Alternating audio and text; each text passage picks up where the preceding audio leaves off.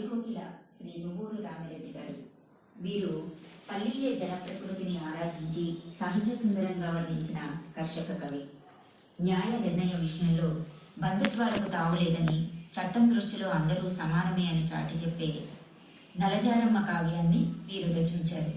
అలాగే ఎన్నో శతాధిక గ్రంథాలను రచించిన శ్రీ దువ్వూరి రామిరెడ్డి గారిని గురించిన విశేషాలను ఈనాటి నెల్లూరు సాహితీ ప్రముఖులు శీర్షికన డాక్టర్ కె గిరిజాలక్ష్మి గారి ద్వారా తెలుసుకుందాం. సమయం అమూల్యం, ఒక్క నిమిషంబు వృధాసన గ్రమ్మరింప నేరం.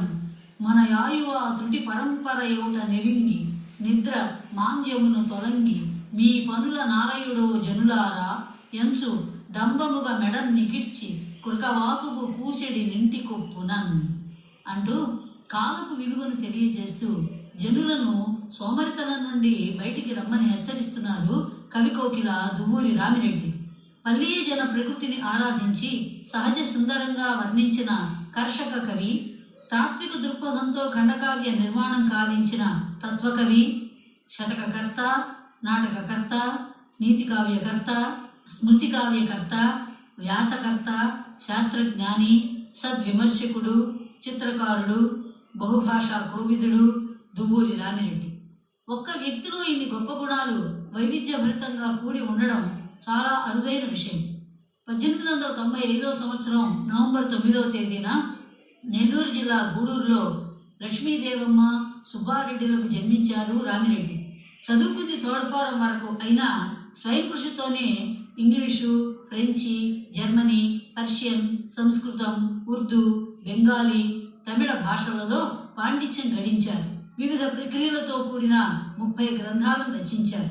విశ్వ సాహిత్య చరిత్రలోని విశిష్ట స్థానం పొందగలిగిన రామిరెడ్డి రచించిన కృషీవరుడు కావ్యం గొప్పది. కర్షకుల జీవితాన్ని గురించి నిర్జర సార వేగంతో కావ్యాలు రాసిన వారిలో దువ్వూరి వారు అగ్రగణ్యుడు. 1919లో రచింపబడ్డ ఈ కావ్యం కర్షక వాంగ్మయంలోనే మొట్టమొదటిది. ఇందులో కవి రైతులు వారి ఇళ్లాళ్ల దైనందిన చర్యలను సూక్ష్మ దృష్టితో పరిశీలించి వర్ణించారు. అంతేకాదు వారి మన ప్రవృత్తులను ఋతువులతో సమన్వయించి చూపడం కవి సాధించిన మరో విశిష్టత. ఉదయం నుండి సాయంత్రం వరకు సాగే రైతుల కృషి జీవనానికి ఋతువులు జోడించడం వల్ల పసిడికి పరిమళం అబ్బినట్లయింది. ఈ వర్ణనలు రామిరెడ్డి భావనాశక్తికి, పరిశీలనాశక్తికి వారధిగా నిలిచాయి. రామిరెడ్డి కూడా రైతు కావడంతో వారి జీవిత విశేషాలన్నీ ఆయనకు అనుభవిక వేద్యాలి. అందుకే ఆయన వర్ణనలు అంత హృద్యంగా ఉన్నాయి. కర్షకుని బాహ్య ప్రకృతినే కాక వారి బ్రతుకులలోని సుఖదుఖాలను కూడా కవి స్వభావ సిద్ధంగా చిత్రించాడు. మంచి మీద కావలి ఉన్న రైతు కుమార్తె దారిన పోయేవాళ్లు అడగంగానే తన లేమిని కూడా చూసుకోకుండా కంకులు కోసి ఇస్తుంది. అప్పుడు కవి కర్షకుని స్వభావం గురించి చెప్తూ ఇట్లా అంటాడు: ఉండి తిన్నను లేక పస్తున్న గాని యాస చేయవు బరుల కష్టార్జితము. ఆకలెత్తగా నీ పంచకరుగు నతిది తినక త్రావక పోయిన దినము లేదు. దారుణీపతి పాలనా దండం కన్నా రైతు హలం మిన్న. హాలికుణ్ణి స్తుతిస్తూ కవి అంటాడు: సైనిక, నీవు భారతక్ష్మాతాత్మ గౌరవ పవిత్ర మూర్తివి, శూరమణివి. దారుణీపతి పాలన దండమిప్పుడు నీ హలంబు కన్నను ప్రార్థనీయమగునే. రైతులలో ఆత్మవిశ్వాసం పాదుగొల్పే ఇలాంటి భావాలు ఆనాటికి ఈనాటికి ఉపయుక్తాలే. పల్లెలలోని దుర్భర పరిస్థితులను వర్ణించిన కృషీవరుడు కావ్యంపై ఆంగ్ల కవి గోల్డ్ స్మిత్ రచించిన డిసర్టెడ్ విలేజ్ ప్రభావం కొంతవరకు కనిపిస్తుంది. కర్షకుడు ఎన్ని ఇక్కట్లు పడ్డా, పంటలు దెబ్బతిని అప్పుల పాలైనా, అన్నవస్త్రాలకు ఇబ్బంది పడాల్సి వచ్చినా, ఎటువంటి కష్ట సమయంలోనైనా అతనికి ఊరటనిచ్చేది ప్రకృతి తోడి సాన్నిహిత్యమే. ఈ గ్రంథ ఆరంభంలో సుమారు 30 పద్యాల వరకు రచన ప్రౌఢంగా, భావపూర్ణంగా సాగింది. ఆ తర్వాత అది సహజ ధోరణిని సంతరించుకుంది. రామిరెడ్డి పేరు వినగానే చాలామందికి జ్ఞాపకం వచ్చే గ్రంథం పానశాల. ఇది ఫార్సీ భాషలో ఉమర్ ఖయ్యాం రచించిన రుబాయత్తులకు అనువాదం. ఖయ్యాం పరచింతన లేని భోగలాలసుడు. ఆనాటి యువకులను అతని రచనలు బాగా ఆకర్షించాయి. ఈ రుబాయత్తులను 1856లో ఫిట్స్ గెరాల్డ్ అనే కవి మొదటిసారి ఆంగ్లంలోకి అనువదించాడు. ఆంగ్లం నుండి తెలుగులోకి మొదటిసారి తీసుకొచ్చారు రాయప్రోలు సుబ్బారావు గారు మధు కలశము అనే పేరుతో. అయితే పారసీక మూలం నుండి తొలిసారిగా ఆంధ్రీకరించిన వారు దువ్వూరి రామిరెడ్డి. పాఠశాల రామిరెడ్డికి చాలా అభిమానపాత్రమైన గ్రంథం. భార్య బిడ్డ పోయిన విషాద సమయంలో కవి కావ్యరచన అనే మైకల్లో కాలం గడుపుతూ ఉండిపోయారు. రామిరెడ్డి జీవితానికి ఖయాం జీవితానికి చాలా పోలికలున్నాయి. శాస్త్ర దృష్టి, మూఢాచార నిరసన, ఐహిక చింతన, జ్యోతిష శాస్త్ర పరిచయం ఇద్దరికీ ఉన్న సామాన్య లక్షణాలు. రుబాయితులను అనువదించడానికి ఏటగీతి ఛందస్సు అనుకూలమైంది. కానీ రామిరెడ్డి ఖయాంను సొంతం చేసుకుని దేశీయమనిపించేంత స్వతంత్రంగా చంపక ఉత్పలమాలలో అక్కడక్కడ కొన్ని తేటగీతులను కూడా సమకూర్చి ఈ రచన చేశారు.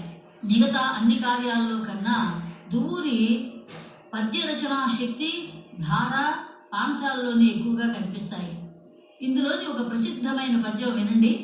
అంతములేని భువనమంత పురాతన పాంధశాల విశ్రాంతి గృహంబు అందు నిరుసంజలు రంగుల వాకిడులు ధరాక్రాంతులు పాదుషాలు బహరాము జమిషీడులు వేనవేలుగా కొంత సుఖించిపోయి రెటకో పెరవారికి చోటొసంగుచున్.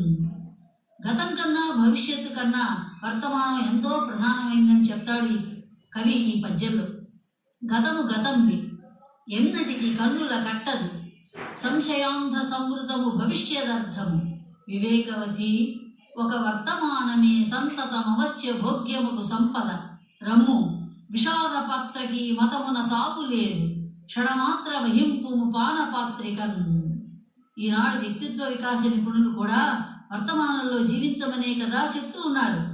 రామిరెడ్డి రచించిన ఇతర గ్రంథాలను పరిశీలిస్తే ఆయన రాసిన నలజారమ్మ కావ్యం నవ్య కావ్యాలకే తలమానికం. న్యాయ నిర్ణయ విషయంలో బంధుత్వాలకు తావే లేదని, చట్టం దృష్టిలో అందరూ సమానులేననే సందేశం ఈ కావ్యం అందిస్తుంది. నిద్రమత్తులో తన చేను అనుకుని పక్క చేనులో జొన్న కంకుల్ని కోసుకొచ్చిన భర్త వెంకటరెడ్డికి కొరత శిక్ష విధించి తాను అగ్ని ప్రవేశం చేసి అమరమూర్తి అవుతుంది నలజారమ్మ. ఆమె గుర్తుగా ఇప్పటికీ గూడూరులో నలజారమ్మ వీధి, గుడి ఉన్నాయి. కొత్త కోతల మేలు కలయికగా వ్రాయబడిన గోపకావ్య మణిదీపిక దువ్వూరి వారి వనకుమారి. ఆంగ్ల కాల్పనిక సాహిత్యంలో పోస్టరల్ పొయిట్రీ అనే ఒక శాఖ ఉంది. పోస్టరల్ అంటే పచ్చిక పొలం, దాని నుండి వచ్చిందే పోస్టరల్. ఈ ప్రభావంతో వెలువడిన తెలుగు కావ్యాలను గోపకావ్యాలు అంటారు.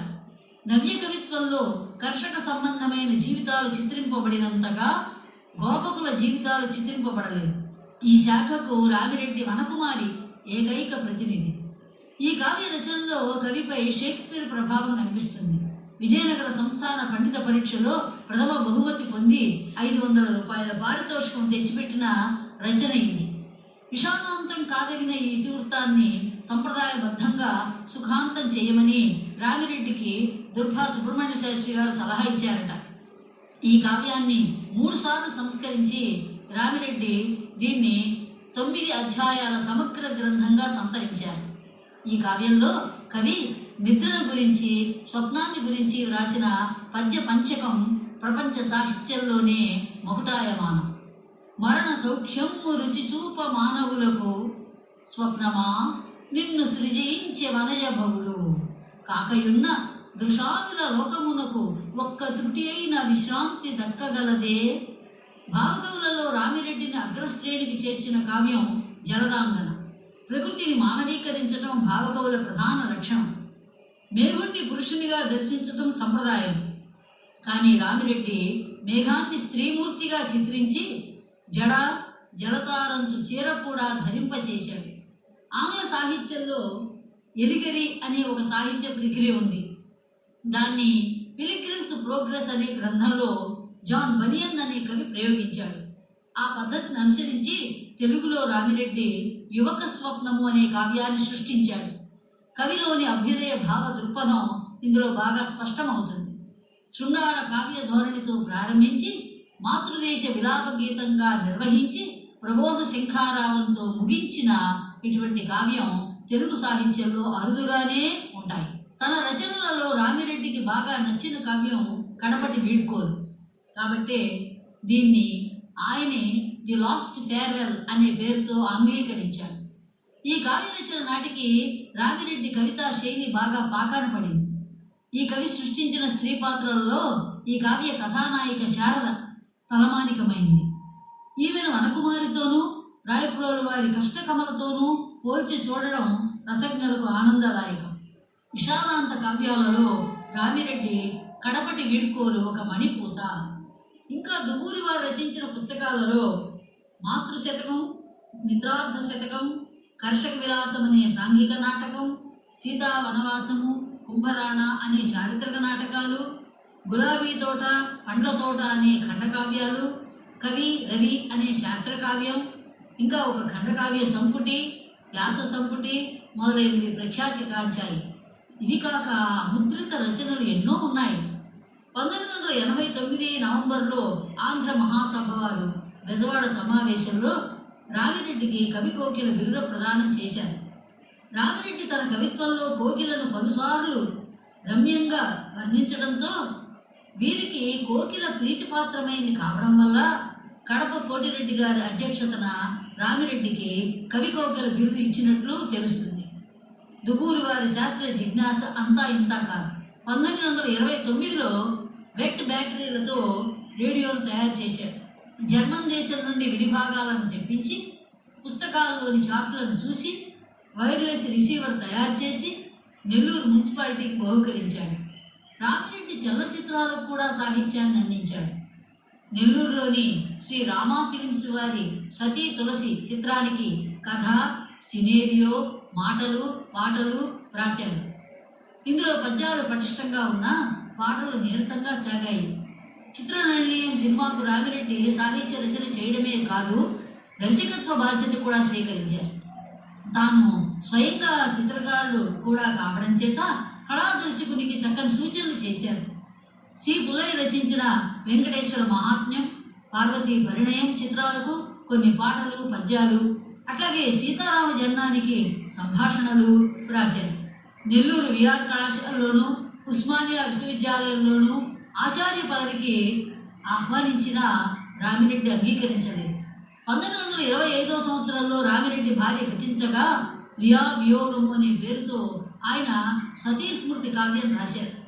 1926లో స్మృతిగణం అనే కావ్యం రచించారు. ఇట్లా ఆయన ఆధునిక సాహిత్యంలో ప్రకృతి కవిత్వంతో పాటు స్మృతి కవిత్వ శాఖలోనూ రచనలు చేశారు.